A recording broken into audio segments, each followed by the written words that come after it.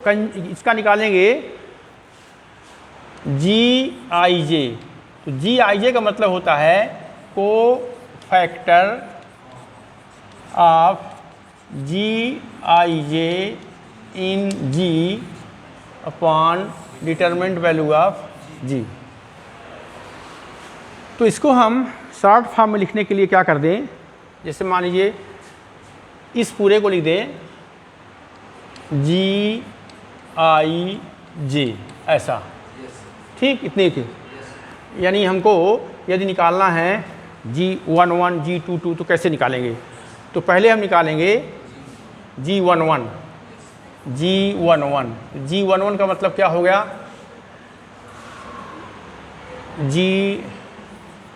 G11 upon G कर दें, इसको कह दें GIJ अपॉन G ऐसा, तो GIJ अपॉन G ऐसा। तो सबसे पहले हम लिखेंगे, निकालेंगे G11 से तात्पर्य क्या है कि को factor of G11 in G। आइए लिख देते हैं, आइए। तो G11 से मतलब क्या है, को factor of G11 in G। तो G हमने निकाला है यहाँ पर, G जो लिखा हुआ है डिटर्मिनेंट 5,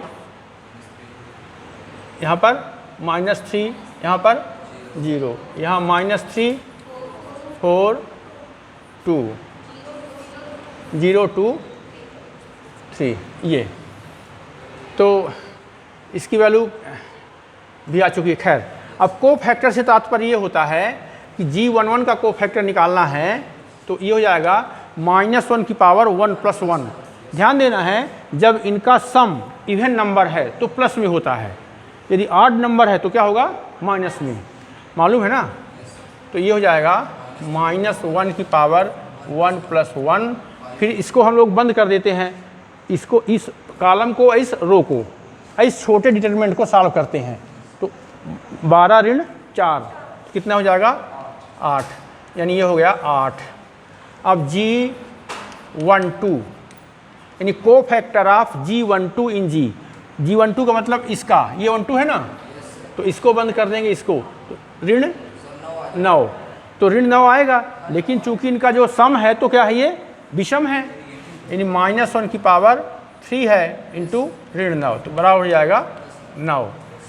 फिर G13 का मतलब ये है कि इसको बंद कर देंगे, इसको, तो ऋण 3 दूनी 6। अब ये ऋण 6 ही रहेगा क्योंकि इसका संबंध। अब ध्यान देना है, G12 बराबर G21 हो जाएगा। क्या हो जाएगा, बराबर G21, G13 बराबर G31। ये समझ में आ गया ना। अब G12 हो गया, 13 हो गया, G21 आ गया, G22, को फैक्टर ऑफ G22 ये है, तो इसके सामने का रो और कॉलम बंद कर देगा, 5 × 3 15, और ये चूंकि सम है तो 15 रहेगा।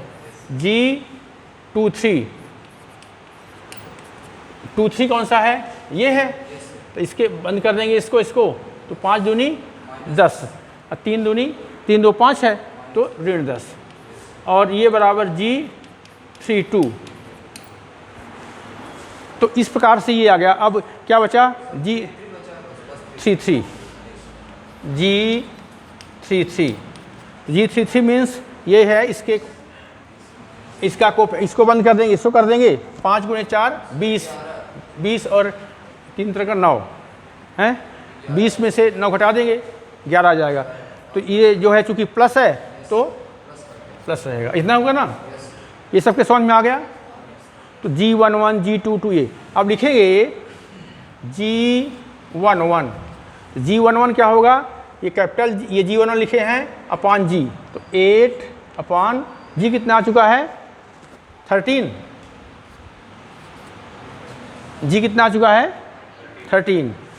अब G12 कितना है, G12 आ चुका है 9, तो 9/13, G13 है -6, -6/13, फिर G21 हाँ 9/13, G22 कहाँ पर लिखा है ये 15/13, G23 आ चुका है ना, ये कितना आ चुका है, तो -10/13, फिर G31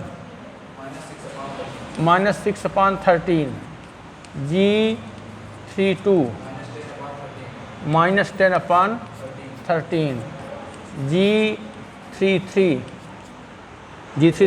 11/13। ये तो इस प्रकार से जो एसोसिएट अथवा कॉन्जुगेट मीट्रिक टेंसर मिलेगा तो आपको ये मिलेगा GIJ इज इक्वल टू ये, तो GIJ 8/13, 9/13, -6/13, फिर इसमें 9/13, 15/13, -10/13 और इसमें -13, -10/13, 11/13, ये हो गया ना। अब आपको ये देखना सही है अथवा गलत है, तो आप लोग GIJ आपके पास सही है, तो यदि GIJ है और GIJ ये लिखा है तो इसमें आपको आइडेंटिटी मैट्रिक्स मिलनी चाहिए। ये निकालिए जरा, ये तो सबसे पहले तो ये बड़ा इंटरेस्टिंग क्वेश्चन है, कोई मीट्रिक दी है तो उसमें आपको स्मॉल g निकालना है, फिर GIJ यानी एसोसिएट निकालना है उसका। तो ये सब कंपोनेंट्स कैसे सॉल्व करते हैं समझ में आ गया सबके। अब आपको मालूम करना है कि हमारा सही है गलत है, तो आप इस GIJ जो है इसका एसोसिएट अथवा कॉन्जुगेट टेंसर है, इसको GIJ से आप गुणा करेंगे, दो मैट्रिक्स का मल्टीप्लिकेशन करेंगे, तो क्या आना चाहिए आइडेंटिटी मैट्रिक्स। तो करिए ज़रा इसको, ठीक है।